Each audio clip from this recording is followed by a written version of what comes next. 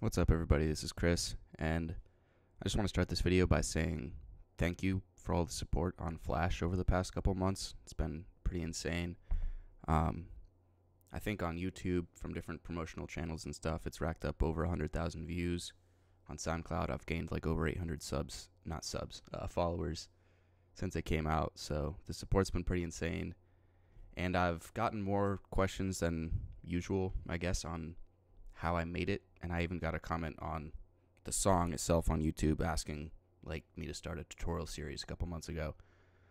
So I just figured why not show how I went about making the song, and then hopefully you guys can learn something from it.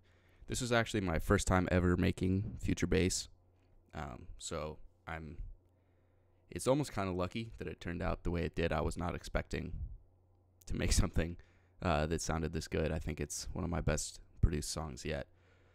So I guess first off, the inspiration for the song came from, I was watching a Wilford tutorial on how to make future bass, and he recommended this sticks pack. I've got it here somewhere, right here. This is like a future bass pack that comes with drums and sound presets and stuff. And from watching that tutorial and from downloading that bank is where this song came from. So yeah, big shout out to him. And I guess that's that. I'll hop right into the making of it. So the song started with just chords and a melody. Let's see if I can pull this up. I don't have anything labeled, and I haven't touched this project in a couple months, so I'm gonna have to figure it out as I'm going here. But yeah, here we go. So here are the chords.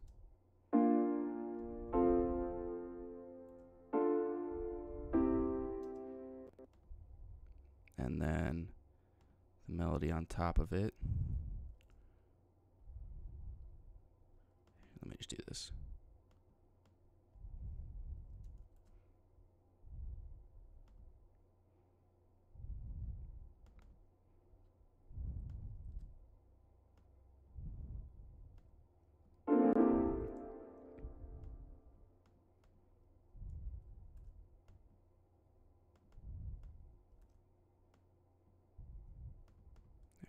Oh, here we go. Alright, so this is just how I started. It was pretty much exactly like this. Well,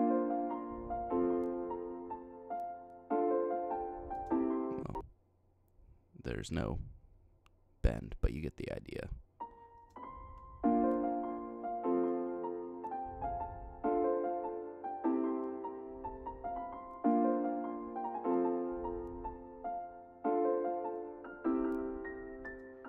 So yeah, that's where it all started. And then let me go back to what this was. So then from there, I started with piano, added just a nice pad behind it in the intro. And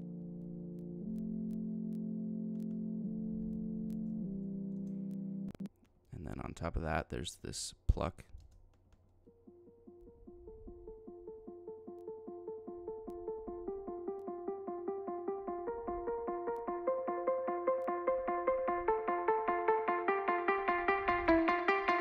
So the three of those are basically the sounds you're hearing right in the beginning,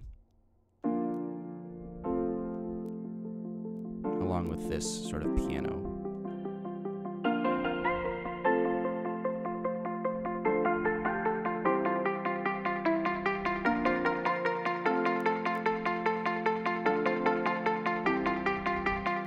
And then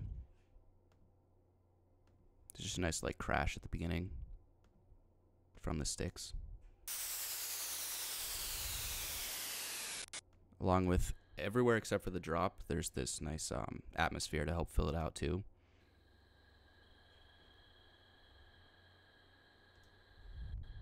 So all together at the beginning.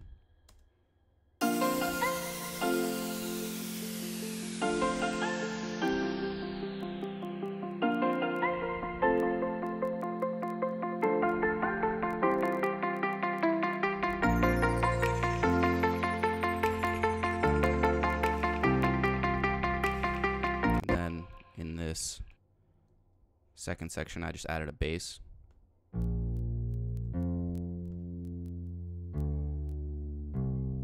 And a snap.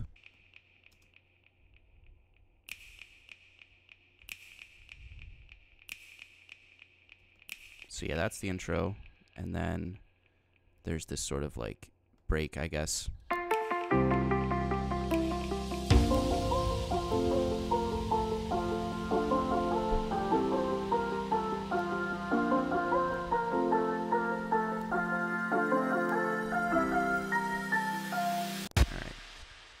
So that's just continuing with the piano and the pad, and then the pluck kind of filters off as the melody itself filters in.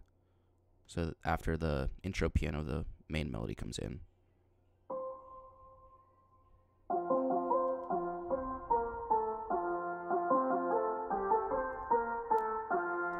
And this right here is just a EQ filter cutoff, basically. It's just, let's see right here. So yeah, the melody starts to come in, and then there's just some like effects that sort of are rising up into the build. So after that, I'll play the build.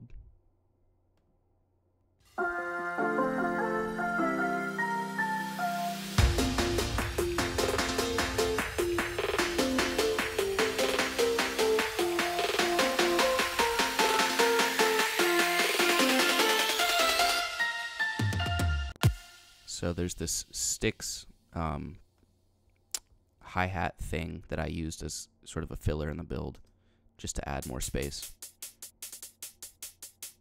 Then there's the chords start to come in the form that they are in the drop, like this.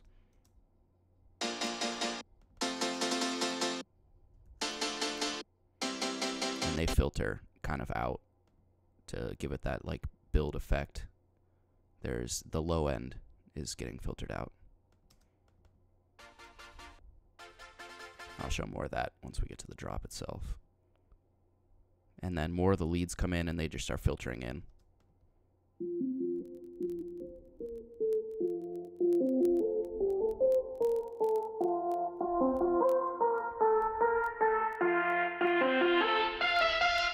And it's just like right before the drop, just the piano. And then under that is sort of like another sticks, just a snare roll thing.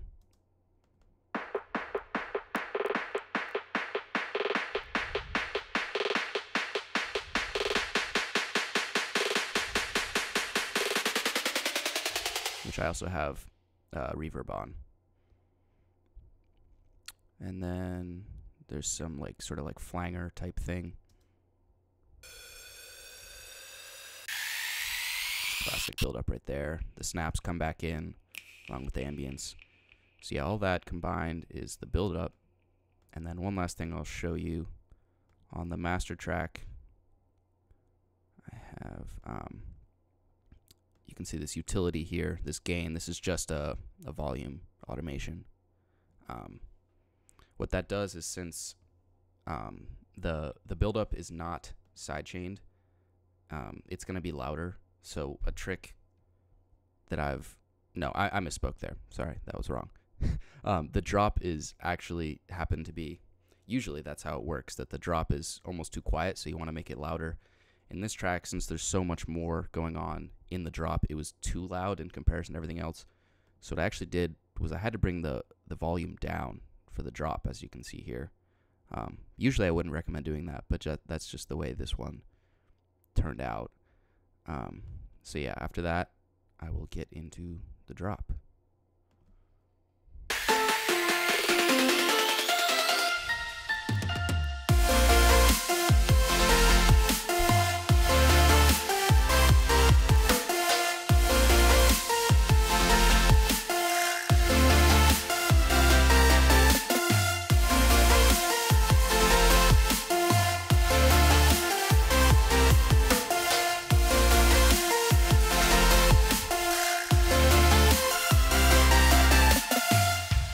The drop. I guess I'll start with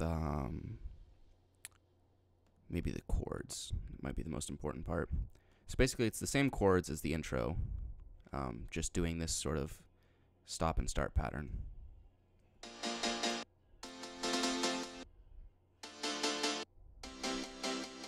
So in order to get it to stop like that, I actually have, whether it's Nexus or Silence for the chords, and I believe I did this for the bass too, they turn off right when the chords aren't playing so that nothing is going on except for the lead and the snare.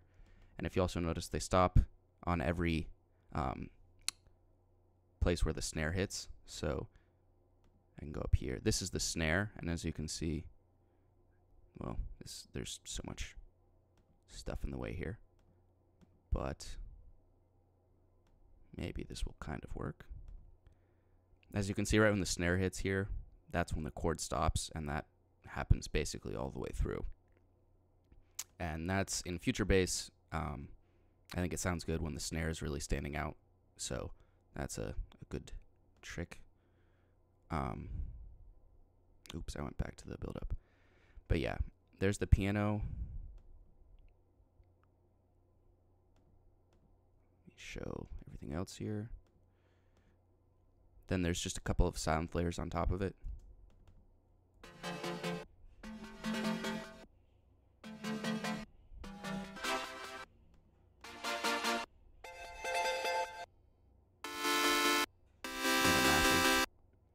So all together, they sound like this.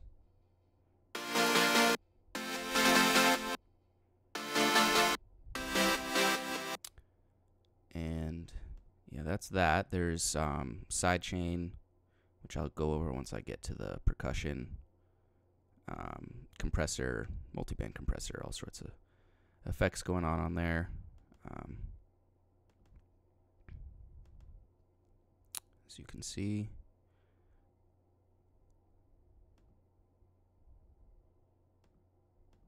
Use the bass, which I have filtered out in the mids to make room for all the chords.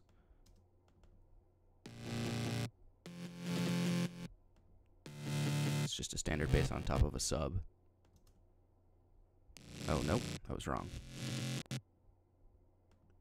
So those are actually, I forgot I did this way. Those are just two sort of grimy basses on top of each other, and then the sub is up here.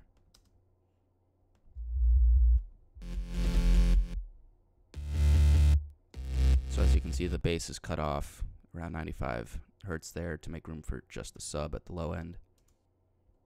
And hopefully through how I'm recording this, you can hear the sub, but if not, it's there. All right, so then the bass and the chords sound like this. And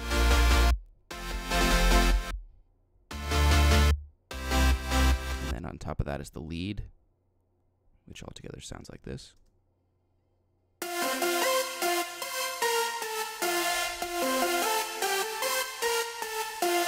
That's made up of the piano, and then just a bunch of other random leads.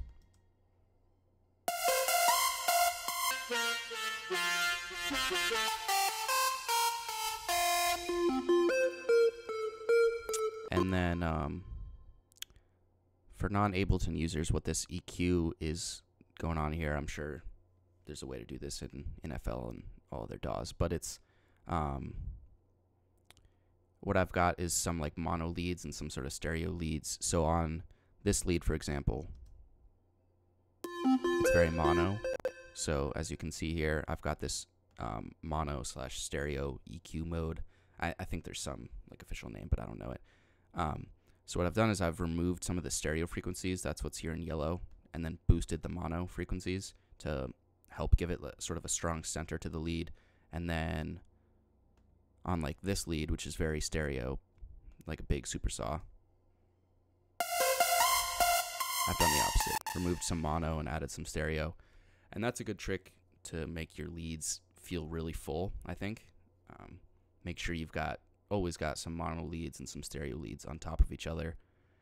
And then for all the effects on the leads, there's some glue compression just to help sort of glue it all together. Sidechain. EQ, just to make sure that there were some interfering frequencies with everything else, so I cut those out. and then I wanted to cut off the extreme high so that there wasn't too much white noise, because I've got other effects doing this sort of white noise, and that can get too, like, I don't know what the word I'm looking for is, but too much white noise at the top is going to sound muddy, and I've found that it's best to get white noise from other places than the leads. So yeah, that's what I've got going on there. One more EQ. I'm not sure why I used a separate one, but whatever. And then in this audio effect rack, there is reverb and a overdrive, which is like a distortion thing to add some more crispiness. Play with this on and off. As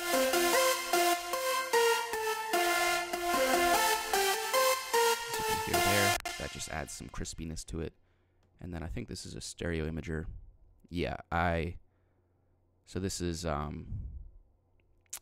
just adding some stereo width to the leads on top of what I did in the master, just because I felt like they needed to be a little wider. And then a limiter just to make sure that there's no clipping. I guess I should probably go over the effects more in detail on the chords too. So yeah, one trick with these chords as well that I did on like this one, it's, I don't want to say mono, but it's more of a chord that I wanted to be in the middle. So what I did was I took this utility and brought the width down from 100 to 75. And I don't know how to do that in other DAWs. I don't know what the equivalent is, but it's basically taking it and making it closer to mono. So it puts this chord right like more in the middle, whereas with this one, see, it's at 140%. It adds width to it, so it's kind of a similar thing as what I did with the EQs below. It's just adding width and taking away some, so that when you've got the contrasting chords going on, it just makes it feel more full. And then I like to add overdrive to a lot of stuff. It's a good way to, like, distorting sounds is a good way to also help fill it out. And then I've just got EQs on these to make sure that there's no low end coming from the chords, or that there's not too much high end or whatever. Then more overdrive.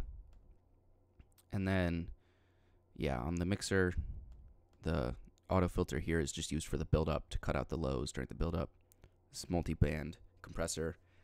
I'm not completely sure as to the technicality of how a multi-band compressor works. My understanding of it is that it is just a way of compressing different frequencies. Like, you can compress the higher frequencies more than the low, but that might be wrong, so don't take my word for it. But basically, I like adding multi-band compression. I just think it sounds good on chords in particular. EQ, make sure there's not any low end coming out of it at all. Make sure there's not too much high end, and then sidechain. So yeah, all together, the chords, the bass, and the lead sounds like this. And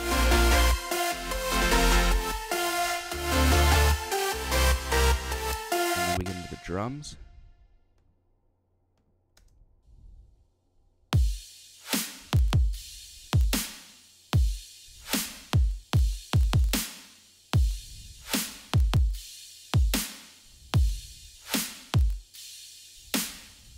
So you get an idea from that. So there's just a simple kick going on with this sort of kind of standard future bass kick pattern. The kick's in mono, obviously. Got the width all the way down to 0. And then I like to cut out a little bit around this frequency. Generally, I like to make some more room for the bass there, because I think the bass does a better job of filling out this frequency right around in here.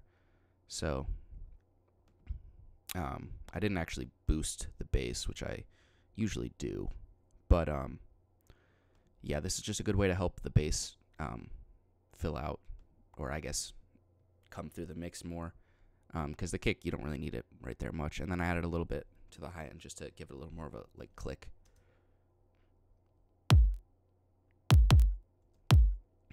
So yeah, that's just the kick. The kick's really simple. Then on top of that is the snare, which is really important in future bass. You really need to make sure that the snare, because when it hits, it's pretty much alone. So you need to make sure it really stands out. So I had a friend who is more experienced with making non-house stuff, helped me out with this. He did a lot of this reverb and overdrive work, which I didn't even think to do. So yeah, the snare sounds like this. Initially, I had it just like this, and I think you'll be able to hear the difference here. So yeah, those are big. Cut off the low end so it doesn't, well, I guess you don't necessarily need to hear, but particularly like in house, if you're layering your snares with a kick or something, you don't want it interfering. So yeah, you don't really need too much low end with the snare there. And then as you can see, the width is down just to bring the snare closer to the middle of the mix. And then another trick I learned, I can't remember where I learned this. I think it was from Foria, I want to say. But that is to take, this is like a section of a snare in reverse. And so then you layer that, or not layer, but put it right before when the snare hits, and it gives this cool effect. And then you can hear without it. So yeah, that I just had that going on every other snare to help just change things up a little bit. And then also to fill out the mix even more, there's just this crash hitting on every bar, which has some reverb, EQ, cutting off most of the lows, and then sidechain just to make sure it doesn't interfere with the kick and the snare. Everything is sidechained directly to the kick and the snare so that they can both really stand out. And then in the second part of it, there's this simple loop, which is also from the Styx bank. And then and the melody obviously changes up with the second half of the drop. So it goes from the main melody, which I've showed a couple times, to, I'll show the variation here. So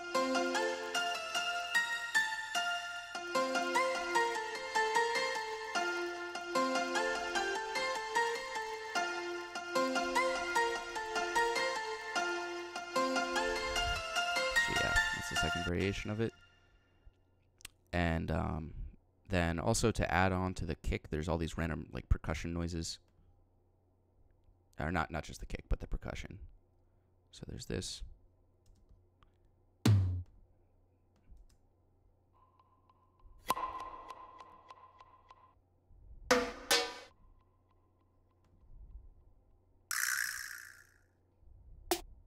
And then that just repeats. So on top of the kick and snare, it's more stuff to help kind of change it up.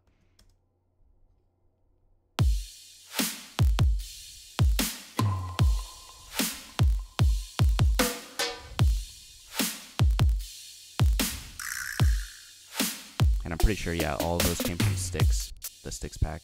So they're just cool percussion sounds to have. And then to really fill out the high end, I've got this white noise.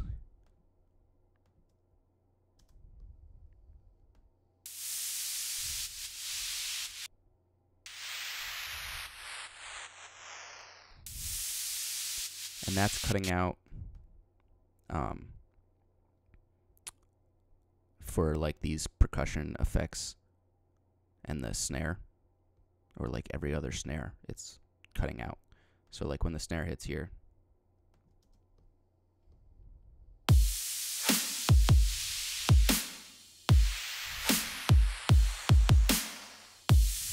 can hear it stop there. Just more stuff to allow the snare to come through. So yeah, that's the entirety of the drop. I hope I explained that decently well.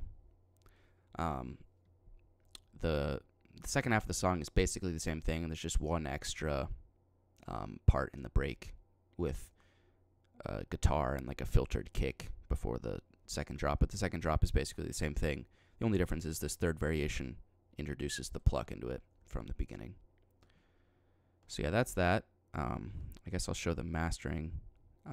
I have an EQ just to filter out some of the low to give this cool effect in the second half of the song. And then Ozone for mastering. I pretty much use this to master everything. I think this is just a preset which I tweaked a little bit. So